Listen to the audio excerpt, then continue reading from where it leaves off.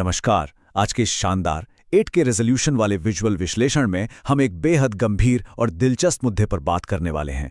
आज हम इस बात की गहराई में जाएंगे कि आखिर भारत में कानून और जांच एजेंसियों के रवैये का हमारे व्यापार और अर्थव्यवस्था पर क्या असर पड़ रहा है।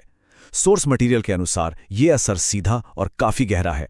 तो चलिए बिना किसी देरी के सीधे इस पूरे सिस्टम को समझते हैं। 31, जी हाँ, 31 महीने। जरा सोच कर देखिए, सोर्स के अनुसार एक बहुत ही जाने माने व्यवसायी ने लगभग 2.25 साल जेल की सलाखों के पीछे बिताए, और वो भी बिना किसी चार्जशीट के। कोई औपचारिक आरोप नहीं था। ये जो नंबर है ना, यही आज के हमारे इस पूरे विश्लेषण की नींव है, जो हमें बताएगा कि व्यापारिक जगत में असल में चल क्या रहा है। तो आज हम किन किन बातों पर गौर करेंगे। पहला, कोस्टल एनर्जी केस। दूसरा, व्यापार जगत में फैला हुआ डर। तीसरा, राजनेताओं और व्यापारियों के बीच का फर्क। चौथा, सिस्टम की कमियां। और पांचवां, कैसे आम नागरिकों का ध्यान भटकाया जाता है। चलिए आगे बढ़ते हैं। तो सबसे पहले बात करते हैं सेक्शन 1 की, द कोस्टल एनर्जी केस। यह मामला है अहमद AR बुखारी का, और सच कहूं तो शासन और व्यापार के बीच की उलझन को समझने के लिए इससे बेहतर उदाहरण नहीं हो सकता।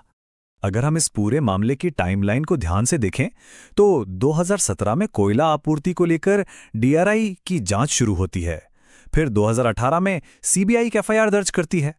बात आगे बढ़ती है और मार्च 2022 में ED 452 करोड़ रुपए के कथित मनी लॉन्ड्रिंग मामले में बुखारी साहब को गिरफ्तार कर लेती है।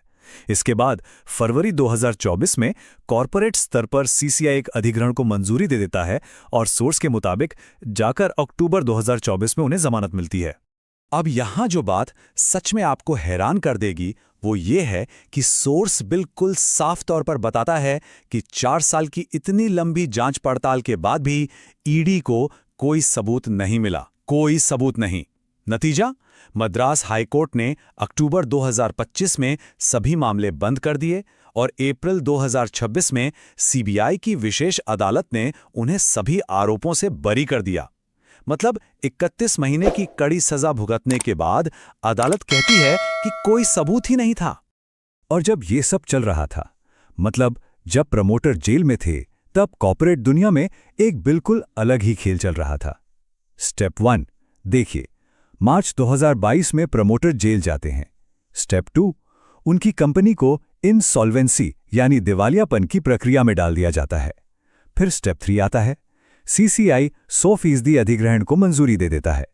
और अंत में स्टेप 4, सितंबर 2024 तक अडानी पावर द्वारा कंपनी का अधिग्रहण पूरा कर लिया जाता है। सोर्स यहां सीधा तर्क रखता है कि एक तरफ मालिक जेल में है और दूसरी तरफ उसकी कंपनी किसी और के हाथ में चली जाती है। अब आते हैं हमारे दूसरे सेक्शन पर, व्यापार क्षेत्र में डर। इस तरह के मामलों का पूरे देश के निवेश पर क्या असर पड़ता है, आइए देखते हैं। देखिए, ये सिर्फ कागजों और आंकड़ों की बात नहीं है। इसके पीछे एक भारी व्यक्तिगत कीमत भी होती है। अहमद AR बुखारी का ये कोट ही देख लीजिए। जेल किसी भी इंसान को तोड़ सकती है या बना सकती है। जिन्हें लगता है कि वे नहीं टूटेंगे, उनके लिए मानसिक मजबूती और स्थिरता बहुत जरूरी है। ये बस एक बिजनेस केस नहीं है, बल्कि इस बात का सबूत है कि ऐसी जांचें इंसान को मानसिक तौर पर कितना तोड़ सकती हैं। और ये जो डर है ना, ये सिर्फ एक व्यक्ति तक सीमित नहीं है। सोर्स एक बहुत ही अजीब विरोधाभास की तरफ इशारा करता है। एक तरफ तो सरकार के मंत्री इंडस्ट्री वालों से कहते हैं कि भाई जोखिम उठाओ, निवेश करो, लेकिन जमीनी हकीकत क्या है? कार डीलर्स को अपने 2500 करोड़ रुपए के रुके हुए GST इनपुट क्रेडिट के लिए सुप्रीम कोर्ट के दरवाजे खटखटाने पड़ रहे हैं। जांच एजेंसियों का खौफ इतना है कि वहां व्यापार का खुलकर फलना फूलना थोड़ा नामुमकिन सा लगने लगा है। चलिए अब एक बहुत ही दिलचस्प तुलना करते हैं हमारे तीसरे सेक्शन में, राजनेता बनाम व्यापारी। दोनों की जवाबदेही में आखिर कितना अंतर है? स्क्रीन पर दिख रहे इस अंतर को जरा ध्यान से देखिए। बाईं तरफ एक बिजनेसमैन है जिन्हें बिना किसी पुख्ता सबूत के उठा लिया गया, 31 महीने जेल में रखा गया, और देखते ही देखते उनकी कंपनी भी उनके हाथ से निकल गई। और दाईं तरफ देखिए, अरुणाचल प्रदेश के मुख्यमंत्री पेमा खांडू हैं। सोर्स के अनुसार सुप्रीम कोर्ट ने खुद उनके खिलाफ CBI जांच के आदेश दिए हैं, लेकिन फिर भी वो आराम से सत्ता में बने हुए हैं। ये जो असमानता है ना, ये पूरे सिस्टम पर बहुत बड़े सवालिया निशान लगाती है। और ये कोई छोटी मोटी रकम नहीं है, पूरे 1,27,00,000 करोड़ रुपए। सोर्स बताता है कि पिछले 10 सालों में मुख्यमंत्री के परिवार से जुड़ी कंपनियों को कथित तौर पर इतने भारी भरकम मूल्य के सरकारी ठेके दिए गए। इसी को लेकर सुप्रीम कोर्ट ने जांच के आदेश भी दिए। लेकिन क्या राजनीतिक स्तर पर कोई त्वरित कार्रवाई या इस्तीफा हुआ? बिल्कुल नहीं। व्यापारिक जगत में होने वाले कड़े एक्शन के मुकाबले ये बिल्कुल उल्टा है। हमारा अगला पड़ाव है सेक्शन 4, प्रणालीगत विफलताएं, या यूं कहें कि सिस्टम की कमियां और रोजमर्रा के वो घोटाले जिन्होंने महंगाई को आसमान पर पहुंचा दिया है। क्योंकि देखिए, हम आम नागरिकों पर पड़ने वाले इस वास्तविक आर्थिक बोझ को तो नजरअंदाज नहीं कर सकते ना। सोर्स के अनुसार ये जो महंगाई के आंकड़े हैं, ये सच में चौंकाने वाले हैं। ब्रेड की कीमत 5 रुपये बढ़ गई है, दूध और पेट्रोल के दाम लगातार चढ़ रहे हैं। जरा सोचिए, खाने का रिफाइंड तेल सिर्फ 4 महीने में सीधा दुगना हो गया, और सरसों के तेल में भी 21% का भारी उछाल आया है। यही है आज के वक्त की असली जमीनी हकीकत। और बात सिर्फ महंगाई पर ही खत्म नहीं होती, सिस्टम में और भी कई बड़े झोल हैं। सोर्स के अनुसार नीट यूजी का इतना बड़ा पेपर लीक हुआ, लेकिन एनटीए के अध्यक्ष को अपनी कुर्सी से नहीं हटाया गया। उधर लातूर के एक ही कोचिंग सेंटर से 19 बच्चे एम्स पहुंच जाते हैं। राजस्थान के एक रिक्शारोपण घोटाले में अलग अलग जगहों से 102 करोड़ रुपए गायब हो जाते हैं। और तो और, उज्जैन महाकाल मंदिर की पार्किंग के लिए तय की गई जमीन कथित तौर पर एक 5 स्टार होटल को दे दी गई। मतलब जवाबदेही नाम की तो कोई चीज ही नहीं बची है। इसी कड़ी में सोर्स ने हमारी कुछ पुरानी आर्थिक नीतियों की भी काफी आलोचना की है। इस विश्लेषण में एक सीधा तर्क ये दिया गया है कि 2016 की नोटबंदी ने असल में किया क्या। उसने छोटे व्यापारियों, किसानों और मजदूरों की जेब से पैसा निकाला और उसे बड़े बड़े उद्योगपतियों के हाथों में सौंप दिया। इसी को धन के केंद्रीकरण का एक बहुत बड़ा कारण बताया गया है। तो जब ये सब हो रहा है तो हमारा ध्यान कहाँ है? यही है हमारा 5वां और आखिरी सेक्शन, नागरिकों का ध्यान भटकाना। हम असली मुद्दों से इतना दूर कैसे हो गए?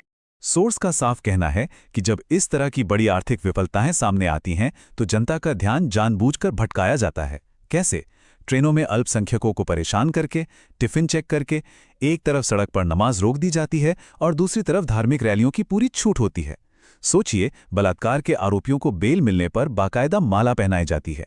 और सबसे बड़ी बात, जांच एजेंसियों के डर से मीडिया ने भी पूरी तरह चुप्पी साध ली है। इन सब का इस्तेमाल सिर्फ और सिर्फ जनता को उलझाए रखने के लिए किया जाता है। राष्ट्रवाद की बातों और जमीनी हकीकत के बीच का जो फासला है, वो इस एक उदाहरण से बिल्कुल साफ हो जाता है। सोर्स के मुताबिक कानपुर में एक आर्मी कर्नल को टेंडर दिलाने के नाम पर 50 लाख रुपए की रिश्वत लेते हुए कथित रूप से गिरफ्तार किया गया। मतलब देशभक्ति के बड़े बड़े नारों की आड़ में अक्सर ऐसे बुनियादी भ्रष्टाचार छुपने की जगह ढूंढ ही लेते हैं। तो इस पूरी चर्चा के बाद जो सबसे बड़ा और चुभता हुआ सवाल हमारे सामने खड़ा होता है वो ये है, क्या कोई भी अर्थव्यवस्था वास्तव में तब फल फूल सकती है जब उसका पूरा सिस्टम सिर्फ कुछ चुनिंदा लोगों के फायदे के लिए काम कर रहा हो? वो भी तब जब सिस्टम की खामियों और आम आदमी को मार रही इस रोजमर्रा की महंगाई को पूरी तरह नजरअंदाज किया जा रहा हो। सोर्स मटेरियल का ये जो विश्लेषण हमने आज देखा, ये शासन, न्याय और व्यवसाय के इस डगमगाते संतुलन पर हमें सोचने के लिए मजबूर कर देता है। इस पर विचार जरूर कीजिएगा। आज के इस विजुअल विश्लेषण में हमारे साथ जुड़ने के लिए आपका बहुत बहुत धन्यवाद।